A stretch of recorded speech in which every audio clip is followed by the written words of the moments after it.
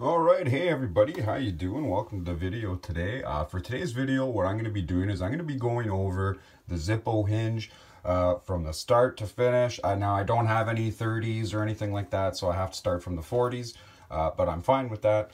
And I'm going to show you the hinge and how it's changed over the years, and metal differences, metal thicknesses, hinge pin thicknesses. Everything has changed, even to how you have to fix it and take it apart has changed since the 90s and early thousands. And I got them all here out to show you. I'm just going to be showing you basically one from every decade and talking about it and going over it. So if that's something you're interested in and you want to learn more about the Zippo Hinge, here is the video for it. So first off, we're going to start off very early. We're going to start off 1949, this Zippo is. Now this is a Marines emblem on the front, I believe, or Air Force. I can't remember. I Googled it and found it. It was one of the two, either Air Force or Marines. I think maybe Air Force. I don't remember. But regardless, what we're here to talk about is the hinge. So what you're going to notice is, as soon as I can get that to focus, there we go. Okay, so see, look how huge the pin is. First off, like you can see, that pin is massive. The rings to hold in the pin are huge. Also, look how thick compared to from a Zippo today. Let's take a look at pin size. Look at that. Look at the size of the metal holding on that pin, and look at the size of the metal holding on a pin from 2017. Very big difference, very big downgrade, probably why the hinge isn't as strong as it used to be. So what I'm going to tell you about this very first hinge is what you're going to notice. Like I said, the pin is very big. The steel rings that house the pin is very thick, very durable steel. And the problem with these, with the lids, wasn't that the lids would fall off the weld. The problem with these was, and I even had this happen to this very one that I was using this for a while, the pin just falls straight out. It just falls flat out. That was the problem with it. So, and years to come, they did shrunk it down. Now, this is a steel case 52. You could see between the years 49 and 52, they shrunk down the steel housing rings that hold the pin, and they shrunk down the pin itself a tiny little bit. You could see that here, and that's only within a few years. So now we'll move on to the 50s, 60s, and 70s. What I've noticed about these are that the hinge sizes and pins have basically stayed the same size throughout these decades. What I'm showing you here is, okay, so this is a 60s Niagara Falls right here, and this one right here is, okay, it says on there the slashes, I don't remember, but it's 50s or 60s or something, whatever it is. Or is it 70s? I think it's 70s. Yes, it's 70s. So here's 60s and 70s. Here's 60s Niagara Falls. Very thick hinge still. You can see there's a little damage on this. I got this like this. I bought this. Someone probably just dropped it on there and it flattened. And that's why those marks are there on that one. And then, so you see here, on the American Zippo, to the right,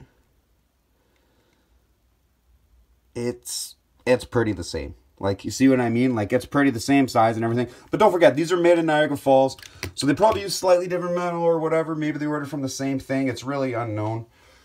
But now we're going to move into the 70s, 80s. And you can see here,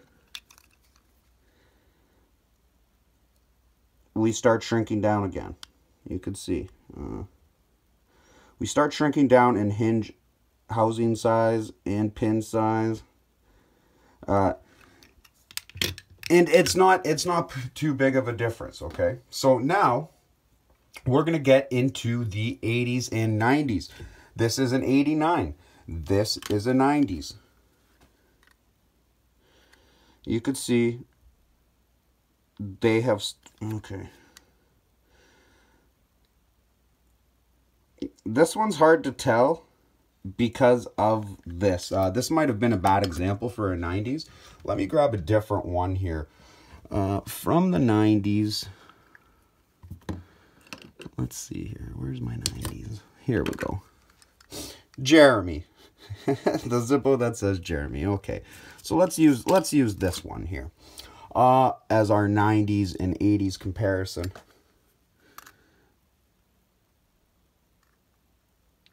So as you can see, not too much difference. It appears that the one on the other side is bigger, but I can guarantee you it's not. This one has probably been pushed in and bent a little bit from wear and tear. I do have another 80s Zippo right here, so let's take a look. Okay, so these ones are a little more comparable. This is an 85, and this is actually, I think, a 95 or 96. So you can see still not a lot of change within housing thickness and pin size thickness, maybe just setup and welding on the lid. Slightly different. This seems to be out a little farther than this one. But like I said, you know, with them being dropped and things like that, that can change the whole way this thing has gone. So now we're going to get into an important spot here, because now we're going to move on to the early 2000s and the later thousands. And there is a very big jump in difference, and there's something very important I want to show you guys, and this is a must-see for everybody. Everybody must know this, because in my hinge fixing videos, I do not mention this, and I highly regret it. And I wish I had mentioned this in there, because it could ruin your Zippo if you try to fix one of these earlier these newer Zippos like you fix your older ones. So right here we have a 2017 and a 2004. So let's see here. These ones here is a 2005 and a 2004. Okay. Oh no, this one's a 03, sorry. This one's an 03 and an 04. You can see still nothing has really changed much about them. It looks like they're different size because one's brass and one's steel and the light's not hitting it right, but they're not. They're pretty much the same. And I also have another earlier one to compare it to. This satin chrome is a 2004 also. It shows up a little better, but still slightly different color, so it looks different size. But they're not. They're not. That's all good. That's the same size. Now, see, you could fix these hinges by pushing the pin right out. You can see the pin has no resistance. But in the later thousands, this is what you're going to see on all newer Zippos now. And this is where the big thing comes in. Look at, as soon as it... So what they did to combat the pin falling out of the hinge was they moved the hinge in. So as you can see, oh man, it's just this focus is killing me here. So as you can see, the pin now sits on the inside. You actually can't push that pin all the way through, because you can see it'll get caught on the lid there, or it'll get caught on the lid right there, right? That's how they changed it after, like, I think 2006 or something, so that it wouldn't fall out, okay? So if you're going to fix this, you have to look. You have to open it all the way for that pin to come out. That's the only way it'll come out. Once you open the lid, it exposes the housing that holds the pin, the rings there that's attached to the lid in the case. Now, the Zippo pin can come out freely. If you're fixing your hinge on a newer lighter after 2005, you have to open the lid to actually take the pin out. On these older ones, like you could see, my 90s one, the pin will slide right out of that. My 1952, the pin will slide right out. My 70s, 80s, the pin will slide right out of all of them, no problem. But the problem is that in the newer ones, the pin will not. And I think it's great that it doesn't, and that they got around that and people stopped losing their pins out of their hinges. But, you know, look how small it is. Like, just look at the size difference between a 90s Zippo hinge and sorry, this is a 2004 and 2017. Look at the difference. Look at the metal is a different thickness that holds the pin. The pin is a different size. They've downgraded, probably used cheaper steel. That's why they bend and fall off so easy. Now, what leads me to believe is the last good hinge Zippo has. You've probably seen this sitting here. This is a 41 replica. This is by far the last good hinge Zippo has. This 4-barrel hinge is basically bulletproof, man. I'm telling you, these things are wild. They have fitted them the same. They're not the same as a 4-barrel hinge back in the 40s. The 4-barrel hinge back in the 40s actually is just like all the other ones. It came out. But with this 4-barrel hinge, they did the same thing. They hide the pin behind the lid in the case so you can't get it out. That is an upgraded 4-barrel hinge. Look at the 4-barrel hinge compared to... Let's compare them to a 2017 Armor. So we're losing stability, power, and strength and durability in these 5-barrel design. Because see how the 2 outside ones are way thinner? That means they're also weaker. The middle one's also thinner, which also makes it weaker. The 4 are all the same size. And look at the steel. Hold on, I try to get that focus. The steel is the same thickness, okay? But you're getting bigger rings. You're getting less room for error because there's only 4. This 41 replica has been through the trenches with me, man. Like I look at the tricks I've done. I dented the lid. Like this thing has been through a lot, and I've done a lot of tricks on it. I love tricking on this Zippo. This is probably the most durable Zippo you're gonna trick on as a 41. In my opinion, there is no better hinge than a 41 hinge. We need an Armor 41 replica. That's what we need, because I'm gonna tell you right now, this hinge will support an Armor Zippo. This hinge, I've broken several. Because, you know, it's just the way it is. And, you know, not everything is going to be a very big beefy hinge like this hinge right here. Machined hinge like this thing's just a beast. So the Zippo hinge has changed a lot over the years. There's been a lot of different things added to it, and way they make it and how they've engineered it. And there's a lot of good things about it, but I think Zippo can do more, and I think it's about time we've got an upgraded hinge.